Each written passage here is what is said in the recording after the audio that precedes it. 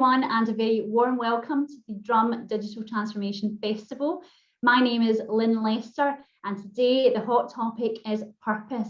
Now, lots of people are doing it, but are they doing it right? How do you transcend that through the mindset of everyone in an organisation? And most importantly, how do you make it authentic? Well, to help me answer those questions, I have an amazing panel of a group of individuals coming from different parts of the industry who are going to put their slant and their thoughts on this topic. So welcome to everyone. Hi there. Thank you. Hello. Now, I do think this is possibly the largest panel we have within this event. So it's obviously a hot topic, as I say. So to get us started, if everybody wouldn't mind, if you could just go around and tell the audience who you are, what you do and what your business does. So I am going to start with, in no particular order, Aidan, I'll go for you first. Okay, thank you so much for having us, Lynn. I really appreciate it. My name's Aidan Darnay. I'm the global head of Shutterstock Studios. Shutterstock Studios is the branded production arm of Shutterstock. We produce social content, short form, mid form branded content, as well as long form documentary as well. We're powered by about 20,000 people globally as part of a global creator network. And yeah, really excited to be here. Thank you so much for having me. Thank you. And next we'll go for Bianca. Hi, everyone. I'm Bianca Dimares. I'm a partner and executive creative director at Mischief here in New York. Nice to meet you all. Right. I've always admired the name of that agency. I love it. Taz, let's go for you. Hi. Well, thank you for having me. I'm Tasmin Lobley. I'm from Waste Creative. I'm a senior creative, and Waste primarily works in sort of the entertainment brands in that sort of sector. Perfect. Robin. Hi everyone, I'm Robin Garnett. I'm creative director at Discovery Creative London, which is a full service in-house agency for Discovery Networks in London, obviously. We do branding, marketing, digital content, commercial partnership work across the board for all our network of channels. I'm currently leading the rollout of the Discovery Plus streaming service globally. Welcome. Safina.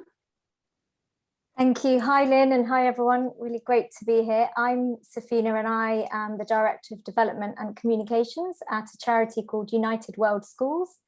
Our work is really providing access for the most marginalised and remote communities across Myanmar, Cambodia, and Nepal.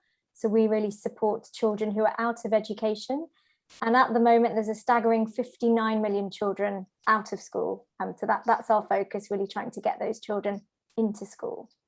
Wow, what a sobering stat there. And last but certainly no means least, Katrina. Hi everyone, I'm Katrina Encanto and I'm a Global Creative Director at Mullindo London. Brilliant. Well, thank you so much. So I'm literally going to put you through your paces now, because we've got lots of questions we want to unpick, and hopefully you're going to have, even if not all the answers, you have some inspiration for us.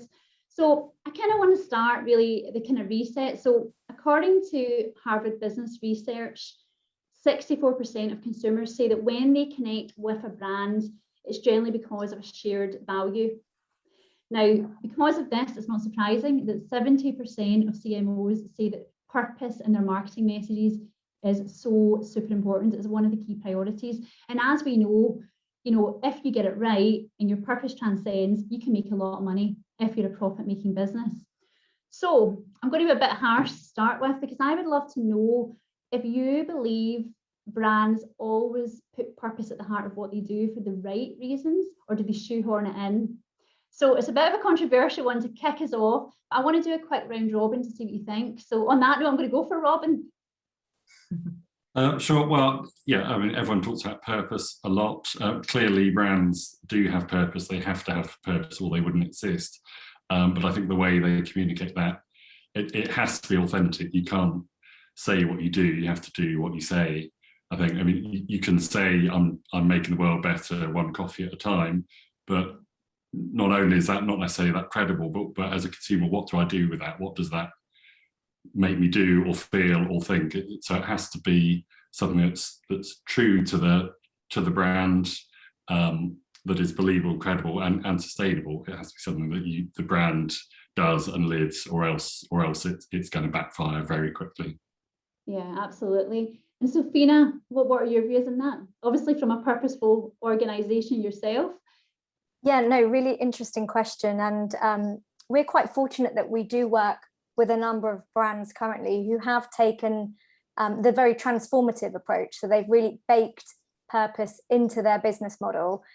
So there are a couple of brands that we work with right now who have embedded United World Schools into their business model. So every time or each time there's a transaction with a customer, a percentage of that sale is providing days of education for children across our 3 countries. So that's a very good and strong example of the very transformative partnerships. And we certainly encourage those that we work with to really shift to transformative rather than just those transactional one-off donations. And yeah, we'd love to work with more brands who think like us.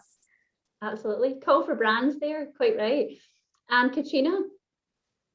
So I think it's admirable that brands want to become something more than just selling a product, because the truth is we've got great societal problems happening in the world, and everyone could take part. You know, I think we probably all need to work together to solve the bigger ones, especially like the environment. But I think it's also important that brands don't let their purpose drift from the role they play in people's lives. So, you know, there may be brands where the sole purpose is really just to put a smile on your face, or, you know, to make sure that you got breakfast every day, and, or, you know, to approach life with a little bit of humor. And I don't think there's anything wrong with that, because I think it becomes quite tricky when, you know, you're not true to who you are as a brand. And the other tricky bit is if you're talking about something and you're not really doing anything to change your own policies or taking direct action.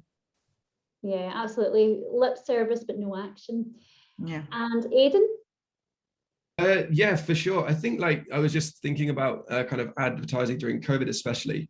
I think like last year in the first half, everyone was kind of seeing the kind of drone, slow footage, unprecedented times throughout every ad spot. And then I recognized definitely the second half, there was such a pivot toward celebrating what people were doing within their communities, creating a platform for people to be celebrated and recognized. I did probably more UGC commercials last year than I've ever made in my entire career, which was really leaning into that authenticity. And I think, again, just creating that purposeful platform in celebrating a bit more kind of a upbeat, you know, kind of point of view, rather than in the first half, which is just a bit more slow, drone, unprecedented. But yeah, I think that it is definitely purposeful, and I think that brands are genuine because they recognize the value that brings in creating authentic storytelling. Brilliant. Yeah, I think people were slow off the mark. They didn't have a clue how to do it at first, and then that's when they needed your help the most. Taz? Yeah, I think actually it's sort of to expand on Katrina's point, because you know, I actually got into advertising many years ago because I really wanted to be able to make people feel something, and, you know, whether that's make them laugh or cry, change their opinion, or ultimately do good. Turns out those briefs really rarely come your way. But I do always feel really inspired every time I do see a brand trying to make a difference and, you know, showing that purpose. And don't get me wrong, they don't always do it well, unfortunately, but I think brands are in a powerful position to give a voice to those people and causes that do need it. And those brands that do have those purposes personally really resonate with me. Yeah, absolutely. Really good point. And last but certainly no means least again, Bianca. Yeah, I agree with a lot of things that everyone said. I think advertising is such a powerful tool. We know that you know what impact it has on people's lives. So I think, yes, brands do need to tap into that and use it to help as well. I don't think they always do it in the right way. And I think there's sometimes, like, when you put, you know, the objective is to like sell more, to make the brand more relevant without necessarily putting their money where their mouth is where people can like sniff out what's going on, and actually there's bigger backlash than, you know, than something good. But as we all said, there are like amazing brands that that do it with the, with the right intention and put their money where their mouth is, like, Microsoft, where you see them talking a lot about, accessibility and equality when it comes to gender and all of that, and they're actually like developing products and like and not just products, but a lot of investing in STEMs and women and in those programs. So it's like, all right, that brand has the right to talk about that. So I just think that they need to keep that in mind. And to Aiden's point before, it's like, yes, COVID, everybody was doing those those spots, but a lot of people were, and a lot of brands were doing them, and we're like, but what are you doing? Like, what's your kind of contribution? You can't just come out with a spot that says, we're all in this together, and try to look good in that moment, versus you could clearly differentiate those to the ones that were stopping their production lines to make masks, to make tubes and all of that stuff. So I think that's just something they need to pay attention and be careful with. Thank you. Well, lots of passion there. And actually, I think you're all a good bunch of people, because you didn't name and shame any brands that did it badly. So that's good. So extra brownie points there. Now, I suppose the thing, we talk about, and, although you do it from a marketing lens, we have to, and I'm sure you'll agree, you need to transcend that message through the business, right down to the call center. Everybody almost has to be on that journey with you. And I think, maybe go to one of you at this point, because there's so much I want to cover. But I think it's so important. So I'll put it out, maybe just raise your hand if you want to answer it. How do you, in any business, so we talk about agility and transformation and all that kind of stuff, but if you've got a purpose at the heart of what you do, how do you make everybody live and breathe it, represent you in the right way? Is there any kind of tips that you can give? Yeah, well, I suppose an example from Discovery, where I work, a few years ago, we were really looking at the relevance of the Discovery Channel brand. And you probably know it began as a brand that satisfied curiosity. And in a world of Google, that's a fairly redundant kind of role for a content brand to play. So we tried to understand what role it played. And we got to a positioning of Discovery makes your world bigger. And what we were doing is essentially seeing the value it played in people's lives, and we evolved it from a knowledge brand to an experience brand. So our view was, we can deliver on this. If you sit and watch our content on your couch, we will make your world bigger, because we'll take you places and give you experiences through the content. But actually, can we inspire you to actually go out and make your world bigger in your own way? And the beauty we found that it sounds like a big claim, but actually it was a really intimate, personal invitation. What you would think would make your world bigger is completely different to mine. So it began as a kind of an advertising brand position, but we quickly realized that if that's really what we do, that should be infused through everything in the business. So it then informed everything, really. Scheduling, we'll make sure we've got a broad range of programs. The commissioning of the shows did. Lots of activations to get people inspired and involved and sharing what they were doing. We had pledges, your kind of New Year's resolution. They shouldn't be giving up something you like. It should be encouraging to go and do something you do. But that then ran through everything else. We have Make the World Bigger days, where staff had a day off every year to go off and do things. It went into our recruitment team, into internal comms and everything. We started to realise, a true purpose is what you do every day, and a business is, it's a bunch of people in an office, or a virtual office these days. Anyway, so if you are living and breathing it, it inspires each other, it inspires what you do, the products you make, the programs in our case, and hopefully builds a real connection with an audience. And if you understand the value of what you do, clearly that's going to help resonate with consumers, viewers feeling that as well. So it was good for us to really understand what we were and the role we played, but also it starts to become good business practice anyway. Brilliant. I mean, I think that's bang on. It's very much about, it's quite hard, isn't it, if you've got a purpose and it doesn't resonate with people personally. It always reminds me, it's very different, but I remember when my son was at school, when he was younger, he hated reading books. but if there was a really funny one, you would get into it. And so the kind of parallel I draw with that is, even as an adult, if you're not interested, you just turn off. So you have to live and breathe it every day, or you quickly forget. It's about making it fun. And I think sometimes as adults we forget to make things fun, because things that are serious don't have to be miserable all the time. So I think that definitely helps. So to get on to the kind of good stuff then, the stuff that I'm really keen on is what does good look like? So, you know, at the Drum, we're not about going over the problems, you know, yeah, there are problems, but what are the solutions? How do you make yourself better? So Katrina, I'm really interested to come to you on this one, because I know you work with, it's as if I was stalking you. You did tell me you work with the likes of Unilever, massive brand with lots of sub brands. And you were saying earlier that they are very much about purpose at the heart of each of the brands. So I suppose the question really is, what's that journey look like? How do you decide what it is? How do you transcend it, like, you know, Robin said, into the business culture? And then how do you execute it and authentically, you know, get engaged with that target audience? Sure. So I can tell you a little bit about my experience as the global creative director for Purcell. It's a brand that has a strong creative idea at the heart of it, and a really purposeful one at it as well, because they've always stood for the fact that dirt is good, and they've always spoken about how dirt plays an integral role in child development. But I think what they have found out in recent years is that, you know, this new generation of children is sort of different from the previous ones. Like, they are much more concerned about what's going on with the environment and the world. And in fact, a lot of them actually suffer from eco-anxiety and all that. So I think from Purcell's point of view, like, they wanted to keep talking about child development, but I think their first task was really to get their house in order. So, you know, they looked at changing their formulation, looking at their packaging, and making sure that they were better, you know, less harmful for the environment.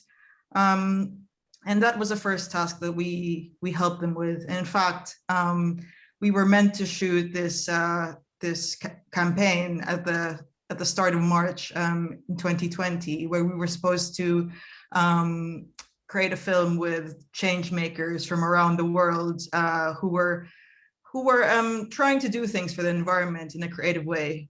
But of course, you know, this little thing happened in 2020 where all the productions had to stop. And so around March, we had to look for a solution. And I think what we ended up with still had the sentiment of our previous intent, but we resorted to hiring directors, DPs from around the world to shoot their own children as they went out and for instance, did things for the environment, like cleanups and planting a tree. And they did this as part of their, you know, 1 hour outside, where, you know, they were allowed to go out into nature and spend a little bit of time out for exercise and all that. So yeah, I think that was the film that we came up with, and I have to say that it's I think in terms of emotion and tone, you know, we were able to get a lot of I think we've got an interesting perspective because we had parents filming their own kids, and so in the end, like, we were able to deliver at least, you know, the point of view that we had at the start, but you know, I do think we could build on it a bit more by featuring real change makers. Right, well, let's have a look at that piece of work now. 8 million tons finishes up in the ocean each year. Rainforests were destroyed last year. Picking up, you can see how dangerous these hotspots ocean's are. healthy in this country. We all know change has to happen. Sure, we could like a post or share a video.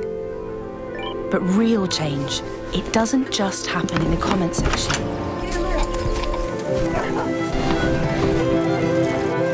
Hashtags can't plant trees. 4, 5. Tweets won't clean oceans. For real change to happen, we need to roll up our sleeves and get dirty. And at Purcell, we're changing too, with bottles made with recycled plastic and a new formulation with plant-based stain removers. We only have one planet. It's time we changed for good. Purcell, dirt is good. So it's amazing piece of work, and obviously a lot of hard work and tons of effort and strategy and creative flair went into that. So well done to you and the team. And that kind of is a really nice segue, because you were talking about people shooting images and visuals of their own family. So Aidan, I'm going to pick on you now. It's your turn. You're up. So what I'm really keen to know is, so there's kind of a twofold thing here. You've got the storytelling piece, so to sort of get that authenticity. Storytelling is often one of the best ways to achieve that. And then you've kind of got the other side that Katrina was talking about. She's got people shooting different things. And I guess given that there were, you've got the storytelling on one side and you've got people working, remotely all over the world. And I know that I'm sure Shutterstock Services, you're in the studio with you, have people on the ground and shooting things like in local areas. Can you tell us how that works and how you've seen that's been used to sort of tell that story in the tale of the campaign?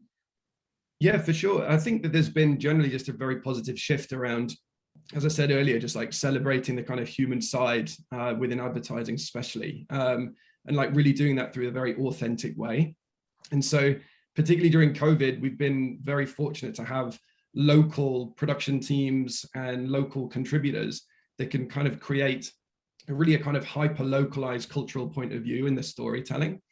Obviously, no travel is necessary and isn't needed because we've got local teams in most regions. And so, yeah, I think that is a very important part of that authenticity, is kind of looking at it through the lens of what are real people doing? What are real people kind of feeling in these, particularly strange times?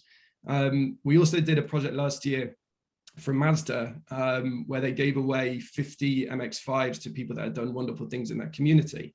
And, rather than doing a very glossy highbrow spot with Hollywood talent, they were celebrating people that had done wonderful things. And so over the course of 15 shoot days in 6 different states, we went and shot 15 different spots for Mazda around these wonderful people that were nominated. And they were teachers, nurses, frontline workers, and that was a really fantastic experience for us to be a part of. And I think Mazda did a fantastic job in being purposeful and really creating that platform and space for people to be recognized, rather than doing a glossy ad spot. And I think that is a positive direction that's going to be long lasting beyond COVID. And as I said earlier, like we've made more UGC spots now than and I don't think that's going to go away, frankly, in a lot of ways, because that is just such a wonderful way to look at what people are doing and, and being very truthful and honest with themselves, shooting and shooting, different moments for different types of spots. So yeah, we're set up really nicely across the global production team to be providing a platform for that type of storytelling. And yeah, there's lots of opportunity there to be really creative and thoughtful, and again, creating that platform and space for people to be able to be celebrated. Yeah, absolutely. And I think you're right, being your authentic self, being honest. And that leads me nicely, Robin, because I'm really keen for you to share with everyone, the response you did to COVID, the working from home, which was just a brilliant piece of work. And it just touched me in so many ways. So let's have a look at that. And then I'd love you to tell people a little bit more. So let's take a look.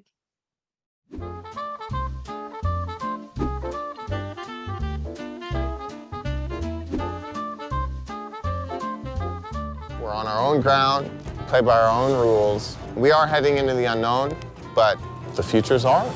Cheers. Thank you all.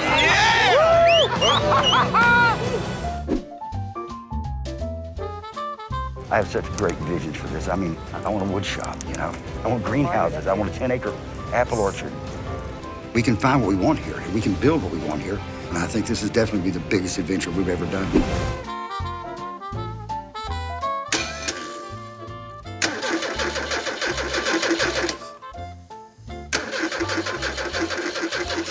That's not good at all.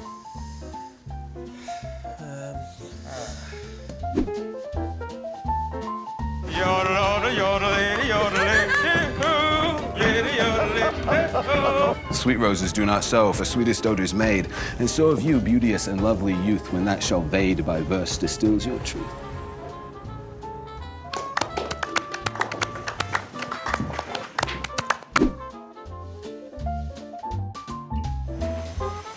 This is my first poo in 8 days.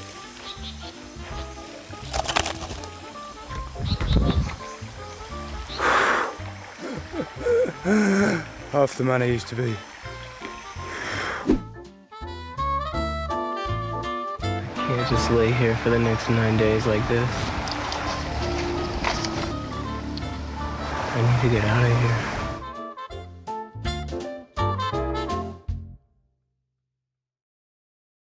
So there's so many parallels we can definitely draw from working from home. So if you could give us a quick snapshot view of that project and how it came about, and yeah, all the kind of fun and different bits and bobs you had to go through to achieve it.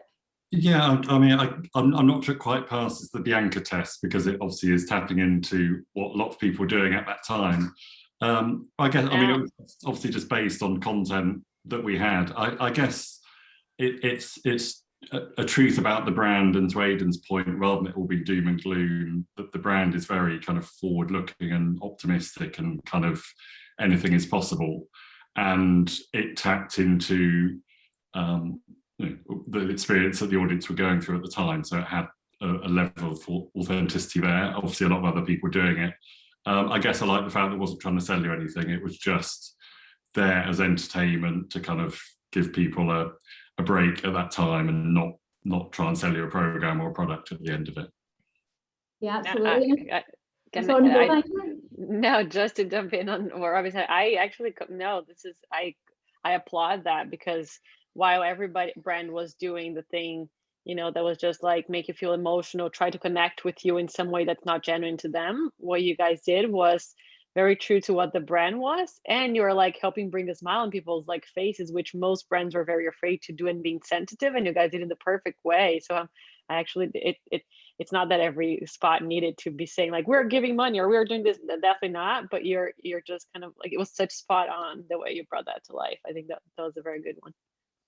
Yeah, and I think the good point about enhancing and enriching people's lives and not really asking for anything in return was what brands did well. I know there was football clubs that phoned people up, like lonely people who were on their own at the beginning of COVID, just to check in, see how you doing. And it was more just lending an ear. So that brings me, again, you're really good at this. You're giving me all these segues.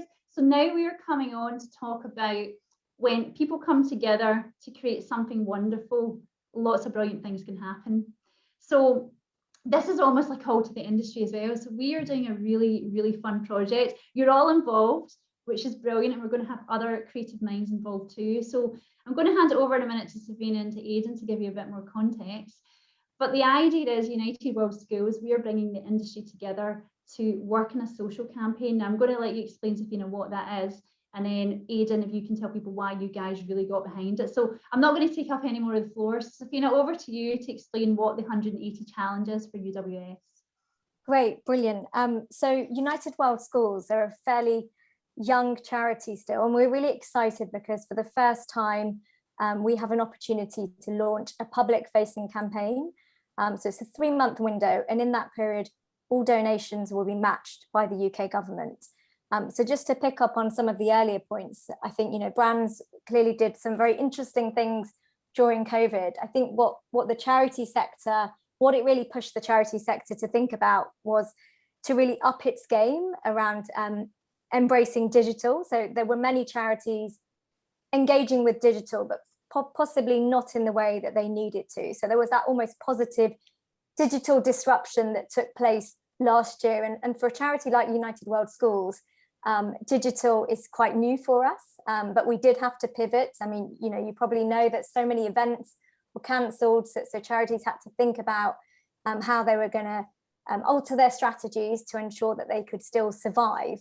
So for United World Schools, we're in that space, and we recognise that when we launch this campaign on April the 29th of this year, we're still going to be in a period where we're not going to be holding mass events.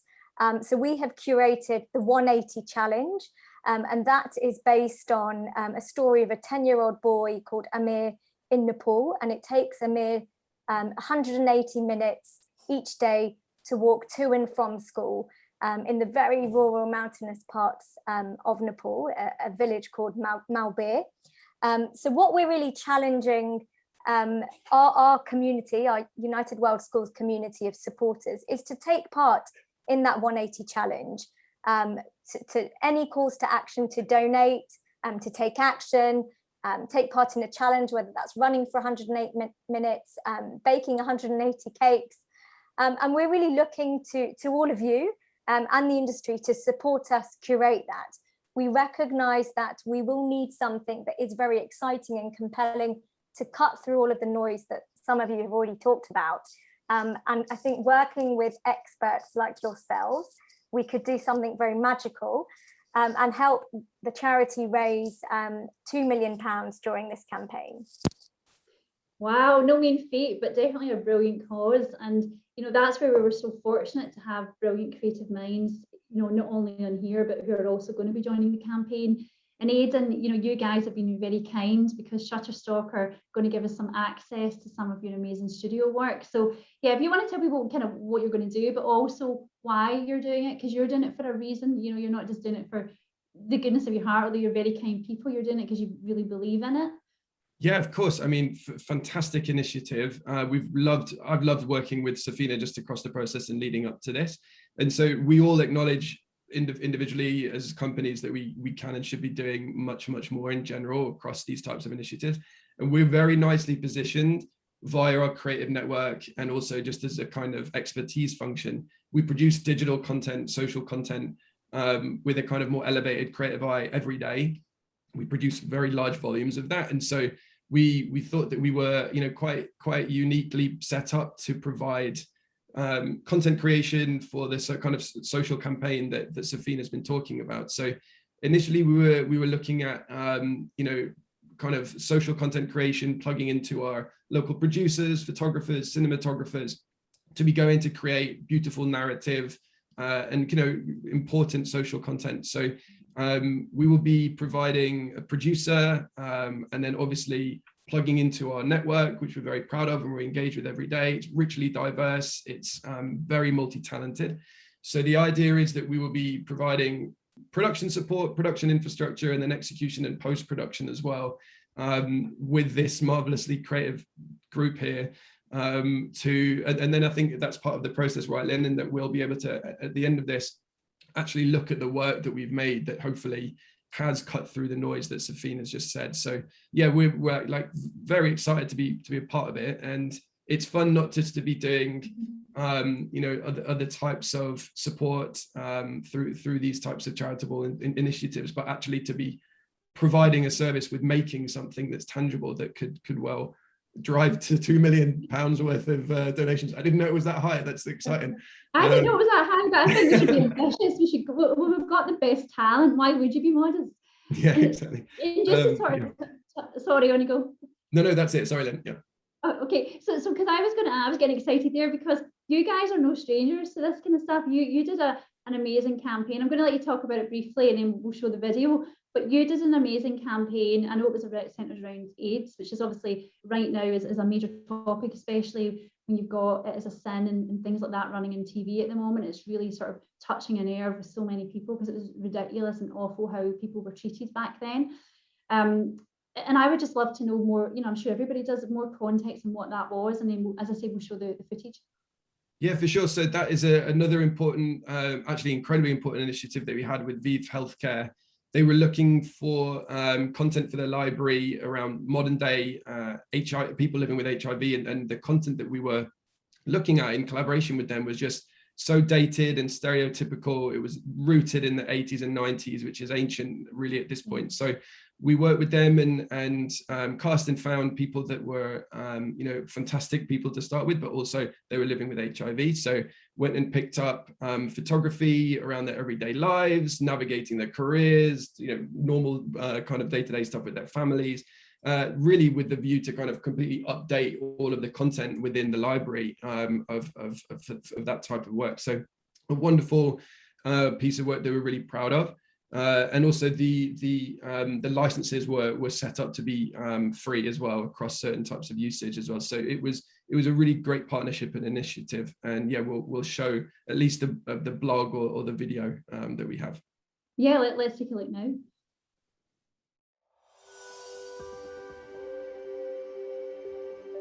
I was diagnosed with HIV in 1996. Eu soube que soube o resultado en marzo de 1986. Fue en el año 2013, en un examen de rutina, fue ahí que me enteré.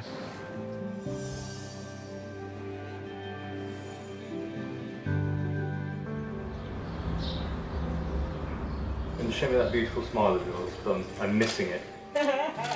Having been diagnosed in an era where it was more horrific, you were actually being prepared to die. Estigma ligado ainda aos preconceitos que vêm desde o início. Y a pesar de que estamos en el año 2020, muchas de esas cosas permanecen en el colectivo común de las personas y a estas alturas estamos muy lejos de todo eso.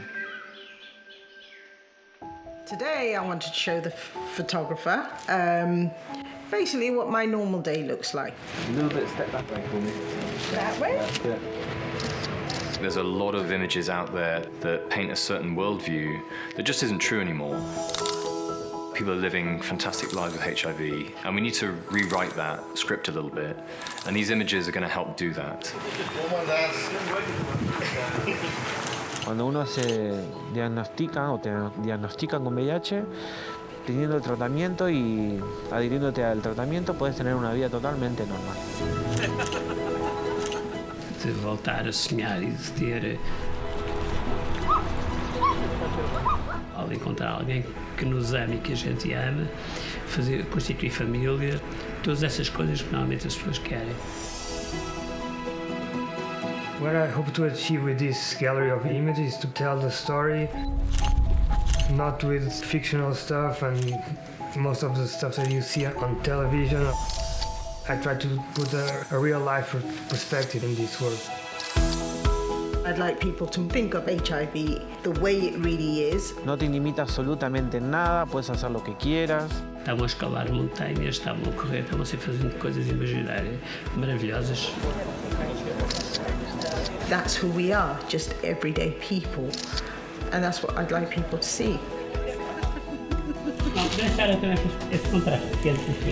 If people's attitudes can move at the same pace that treatment has moved, then it's really, really hopeful. It's a great time to be alive. That's what I like to think.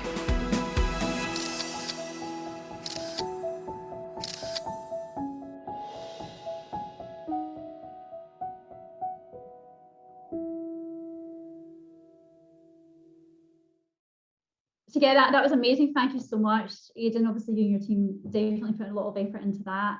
And now, I mean, I'm feeling pretty good about today. I don't know about you, I'm feeling very purposeful myself. So to round up and to sort of really continue ending on a high note, I would love each of you, and I'm going to put you in the spot, so I didn't pre-warn you, if you could describe a brand, or if you could call out a brand that you think is really leading the way when it comes to purposeful marketing, communications, how they're positioning themselves, what would it, who would it be? I mean, Patagonia for me springs to mind. You know, they are certainly all around saving, you know, the planet that we live in, and they've done really cool things like closing their stores on Black Friday, and they do lots of quirky things that transcend through the whole entire business. So for me, I think they're definitely worth a shout out.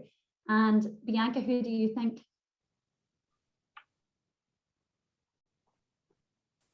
Oh, Bianca, you're the first one to go on mute. Someone had to do it. I already said mine was very interesting. Who's next?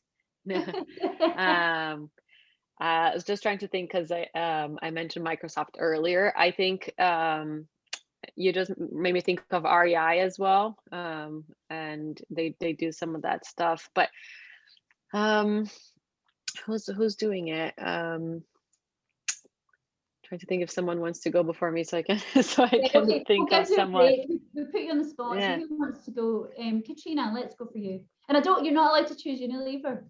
That's good that you told me not to. I mean, I was gonna say Ben & Jerry's, but I mean, I think the other one I wanted to speak about was Bodyform. So I think what's interesting about that brand is that it's been a journey for them, and you know they had to start with just tackling, you know, the taboo of showing blood, on screen. And I think from that, they've just built on their purpose more and more with each year. And so I think, you know, into that, like after that, it was about, you know, Viva la Vulva, just celebrating women. And I think from that, you know, they've started tackling even more taboo problems, like let's say endometriosis and all of the other, I guess, womb stories that women have that just aren't being spoken about. And I think what's interesting about this brand is they haven't done it in a worthy way. I think, you know, they have tackled it with a lot of creativity. And so I think it's a good piece for us creatives to look at, because it also highlights our role in sort of sharing this purpose of these brands that we work for to the rest of the world. I think we should be looking at using creativity as a tool to ensure that it's landing to people with emotion, and we're not just sort of giving them 180 white papers to look at. We are sort of tackling it more as, let's say, a film might do, or let's say a poetry might do. I think that is the goal for us anyway. Yeah, and they keep doing it. Yeah. No, I was just saying, like, and you're right. They keep doing it every year after year, and then in a way that you're like, oh man, I thought it couldn't get better than the year before, and you're like, oh, how do they keep doing it in such a way that still it's getting shared? Like the bar is so high, but they keep delivering on that.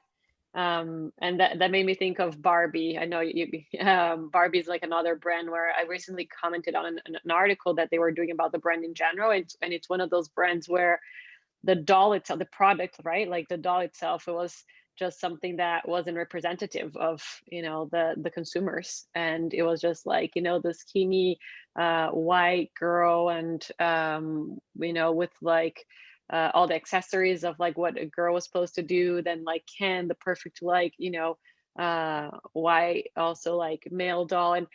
And so, you know, obviously it's been years now that they've completely transformed the brand, not only to like advertise it differently, but they actually like went into their products and changed, like, you know, what the dolls look like, what kind of accessories they come with, what are the, like, you know, the sort of the roles they play. So I think it's another brand that, and with advertising as well, it's another brand that has done a good job with purpose and like sticking to their voice, their purpose, but like in a way that, you know, created real change.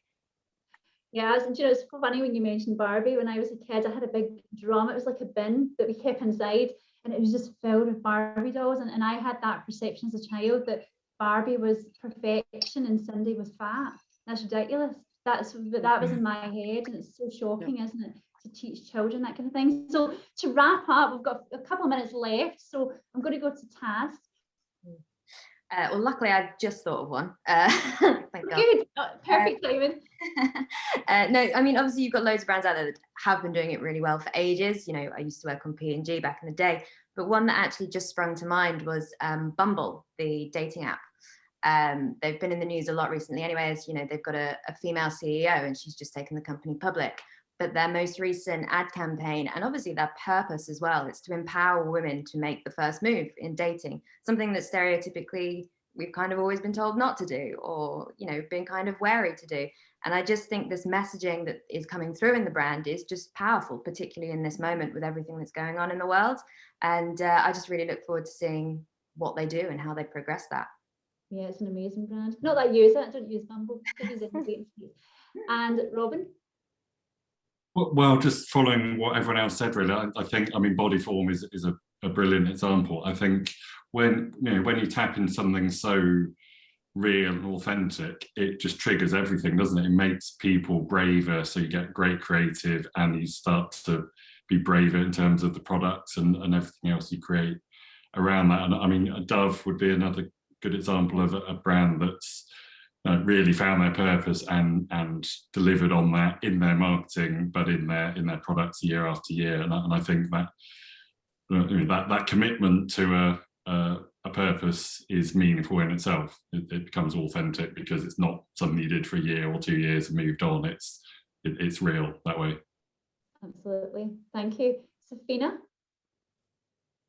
Great. So I'm going to have to talk about Tropic Skincare, which is one of our United World Schools major partners, and everything they do is with a purpose. They source all of their ingredients ethically, vegan products, their marketing, everything is, all the purposeful work is built into to their storytelling, and they are baking in United World Schools into all of their transactions, and it's truly baked into their business model, and I think that's why it works so well. They have very authentic storytelling. They've been out to the communities that we work with, and if you have an opportunity, do take a look, because they've got a very interesting strategy all around purposeful marketing, which they have made public. So they do make sure that they are educating their consumers as well as their ambassadors, who are the distributors of the Tropic Skincare network. Thank you. Very good brand. And Aidan, I'm going to give you the final word. Gosh, everyone's points of view have just been awesome just then, and just like Robin's point around bravery, I think like Nike getting behind Colin Kaepernick when no one else would was pretty incredible. That really did kickstart an entire movement, and it felt fairly radical at that point, which is crazy. But yeah, it was a big risk, and they obviously have seen the benefit of doing that, of being at the start of that. So I was huge fans of that moment. Yeah. Wow, I don't really know what to say. I've really enjoyed today. I think this has been one of my favourite sessions so far of the festival. And, you know, we talked about so much, everything from bravery, being your authentic self, and just really living and breathing that purpose. So I suppose my message, and apart from thanking you guys for being involved, because you've been pretty awesome, and I'm sure everybody in the industry thinks so too, but my other message to the industry is, if you would like to get involved in the United World Schools 180 Challenge, then come together, make a difference, work with us in Shutterstock and these amazing creators to really help transform that charity and the prospects that we have this year. So until next time, take care. And actually, before I finish, we're going to actually showcase the results at the Creative Transformation Festival in June. So no pressure, team. Until then, take care and see you soon.